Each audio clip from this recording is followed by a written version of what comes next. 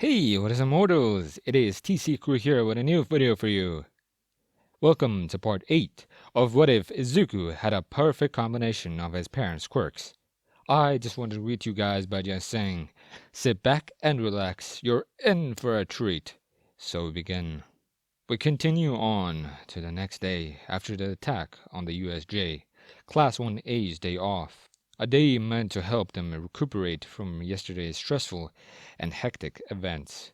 Everyone is, for the most part, spending this free time by staying home and generally relaxing as best they can, but for some they are having a much harder time with this, namely Izuku. Ryu spends this entire day cooped up in his room, barely eating due to the guilt he still feels towards the injuries that he inflicted onto All Might, replaying this dreadful moment over and over in his head constantly. Needless to say, this only grows the guilt and remorse within him, the more as every second passes at the rate of hours in his mind, making this day feel like it will never end. Despite everything that Bakugo, Principal Nezu, his mother, and others have said to help quell his guilt, Midoriya still can't help but to think back on the words of Shigaraki and all the events leading up to his mistake, feeling now more than ever that the doubt he's always had in the back of his mind was right. Naturally, Ryu isn't the only student dwelling on such things. The events at the USJ have left everyone in Class 1A in a rather similar mood for many reasons and have led them to reflect on all that happened in order to prepare for the future clearly lying ahead. As the day slowly crawls on, news and media outlets continue to broadcast information about the assault on a UA facility, along with the worrisome condition of All Might, causing many around the world to feel a sense of common dread that hasn't been felt before. Towards the end of the day, after having spent most of their time dealing with the aftermath of this event, faculty members at UA finally get the chance to hold a meeting to discuss the details of the attack, newly learned information about the culprits, and of what's to come next.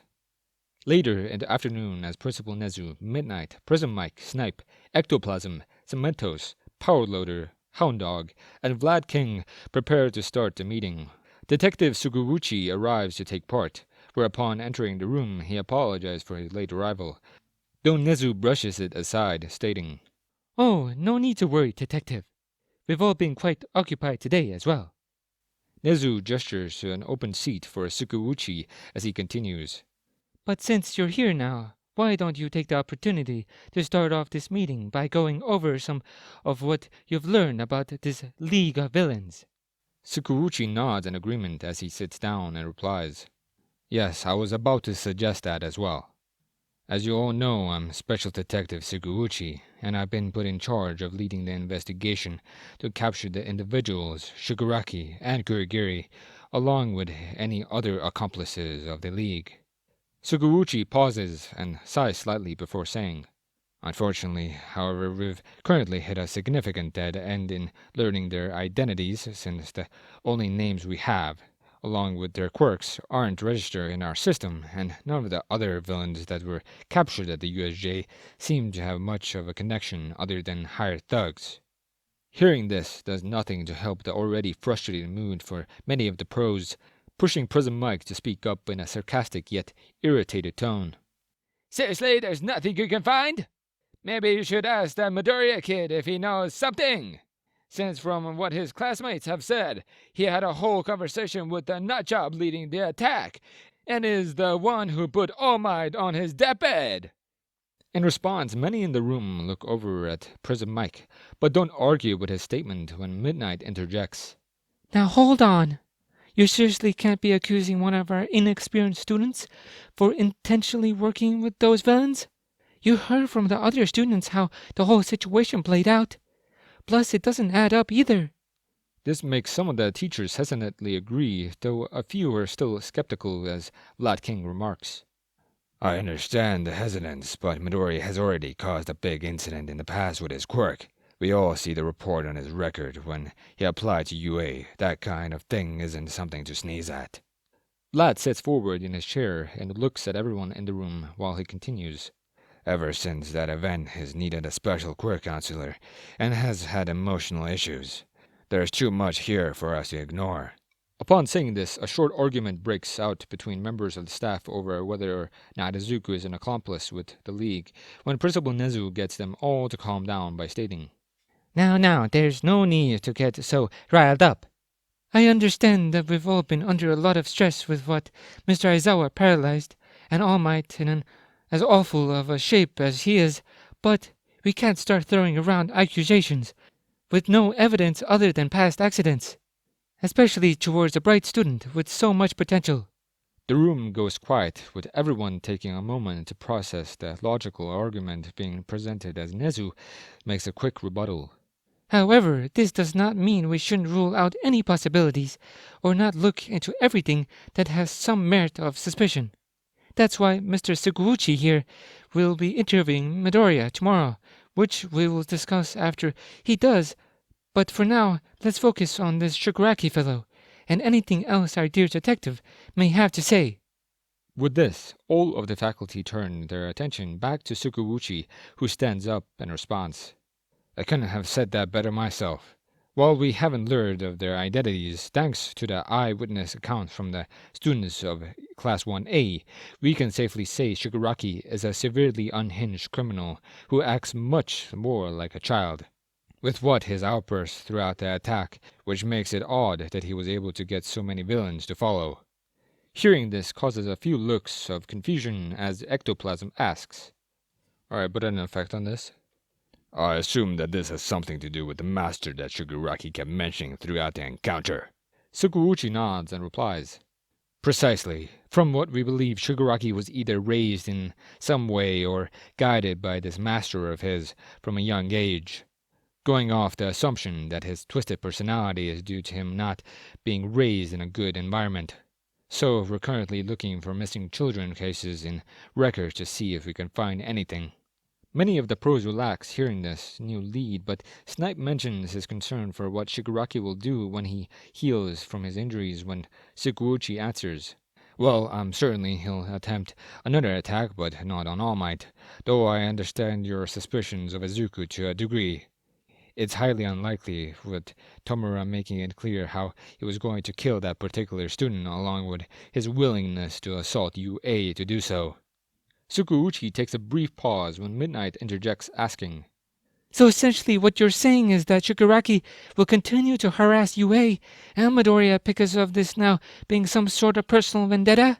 If so, that's very concerning. The detective sits down and affirmatively adds, Most definitely, but this was already a personal vendetta to begin with. The express purpose of the attack on the USJ was to kill All Might, and while many villains could want revenge, there's no clear reason why Tomura would, unless his master specifically groomed him to. Add in the fact that there was a creature with multiple quirks. I'm highly confident that the master behind the curtain is the very criminal who gave Toshinori his injury all those years ago. With that statement, Nezu and Sukuuchi inform the faculty of an insanely powerful villain named All for One, and the high likelihood of him being alive, causing all the pros' concerns to skyrocket even higher. With all of this in mind, and the rest of the meeting is spent on discussing plans and ideas to deal with the League of Villains in the future, along with ways to keep the students safe. At the end, a few things are sent into motion, though it's nothing extremely special and won't be able to be fully put into action until after a certain event at UA. After all is said and done, and the day is closed out on somewhat bitter note for the students of 1A and their teachers. In the morning of the next day, Izuku wakes up and forces himself to get out of bed so he can get ready for school, though all the while he carries a feeling of dread on what the day will be like. As Ryu marches to UA, the feeling continues to persist, growing with each step he takes as the fear of what his classmates will say to him constantly sits in the back of his mind. Once Midoriya arrives to his homeroom, he enters expecting everyone to be talking about what happened or carry on like it's a normal day, but when he enters the room, no one in the class is talking to each other or about anything, as they stay caught up in their own thoughts. Not long after Ryu sits down at his desk, Bakugo repeatedly tries to lighten the mood by making jokes and picking on everyone, but barely any of his fellow peers pay Kachan any mind which visibly frustrates him. A little more time passes with the class remaining silent when Midnight enters the room, cheerfully greeting the class, but there's really no response, which throws her off a bit as she says, Ah, I see how it is. So I suppose you're still absorbing that. Well, I can't really call it excitement, but you get my point. A handful of the students look up at the substitute, with some raising their hands, asking how All Might and Mr. Aizawa are doing, which All Might replies, They're doing all right, I suppose. Your two teachers are quite tough. So don't worry, I'm sure they're going to be fine. Besides, you all have something else to think about other than all this doom and gloom. That being the UA Sports Festival. Hearing that the sports festival will still be held, many in the class perk up as they start to get excited, though some ask why the school would still go through with the event after everything that happened, to which Midnight answers, Excellent question. Simply put, it's to show that UA won't let this attack scare us, and to help our students, especially you, to forget about the attack on the USJ. I know you've all been having a hard time handling the outcome of it. While very few students show much reaction to Midnight's words, it's still obvious to see everyone's mood drop as the USJ attack is mentioned, but Midnight swiftly retorts, Now I understand why you feel the way you do, but you're here to become pros, and as pros you'll face plenty more villains. Seeing the worst in humanity through their actions is the hardest part of the job, particularly when things go awry during a conflict causing more people to get hurt. Midnight gives Izuku a glance after she says this, acknowledging these words to him before continuing. However, you can't let this set you back or stop any of you from achieving your goals. Work hard so one day you can protect others from awful events like the USJ and learn from the mistakes that you've made. That's life plus an essential part of being a pro. We're human after all, too. Now we're going to go ahead and let this be a free period so you can finish cleaning up your minds, but let me leave you with this. Midnight stands up straight and looks at the class with a serious look before saying, Remember to train hard for the sports festival. Work to show off a new and improved you to the world. This is a big chance to further yourself to go down the path to become a pro. You get 1 chance a year, 3 chances a lifetime to succeed, which I'm looking forward to. I'm confident that you'll make All Might and Aizawa proud. Midnight gives a look of encouragement to the class before walking out of the room, leaving the heroes in training with more to think about, but also more determination and excitement than they've had since the USJ attack. With their new fellow enthusiasm, many Izuku's classmates begin to discuss the sports festival more and more, which helps inspire them further to train harder. Though a lot of Class 1A seems to feel better, Midoriya decided to separate himself from the others as he still dwells on All Might and how he's doing. While some students like Bakugo and Ida try to make Izuku feel better, nothing really comes from it, with Ryu requesting to be left to his thoughts, which everyone agrees to do.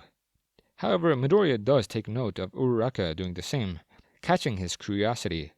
Whilst his classmates continue to discuss the up-and-coming festival, Izuku wonders why Ochako seems just as sad as him, and attempts to work up his nerve to ask her if she's okay, but before he can get the chance, Detective Tsukauchi enters the room, where he asks for Midoriya. At this, everyone goes quiet, with many looking worried, including Ryu. As Izuku walks over to the detective, Bakugo pipes up questions why he's wanting to bother Ryu in an aggressive tone, to which Tsukauchi answers, It's okay, I just wanted to ask your friend here some questions, since we weren't able to after the USJ attack. I promise he's not in any trouble, you can relax. Tsukauchi motions for Izuku to follow him, which Midoriya reluctantly does. While leaving, many of Ryu's classmates give him reassuring looks, along with Kachan giving him a pat on the back as he exits into the hallway, somewhat helping his nervousness. Once in the hall, Izuku continues to follow the detective for a few minutes when Izuku realizes that they're heading out to the exit of UA, confusing Ryu and causing him to ask, Excuse me, sir? Why are we heading towards the exit if you're just wanting to ask me some questions? Is something going on? Tsukauchi turns back to Midoriya with a smile and replies, Oh, no, there's nothing to worry about. I just figured it would be better to go over the questions I have on the way to the hospital. This response only confuses Izuku more. As they head outside of the main UA building, Ryu inquires why they need to go to the hospital, which Tsukuuchi quickly retorts. Because unfortunately, as his dying wish, All Might has requested to see you for something really important. Thank you all for sticking around, and I hope that you enjoyed. Before you leave, we would just like to let you know that We the Celestials has many other channels for your entertainment and viewing purposes. All the information you'll need is right below here in the description. So feel free to check out all the other incredible projects our team creates. Secondly, on behalf of We the Celestials, I'd like to thank everyone involved in the production of today's awesome content. Their details will be in the description below. That's all for today's video, so goodbye, and have a divine day.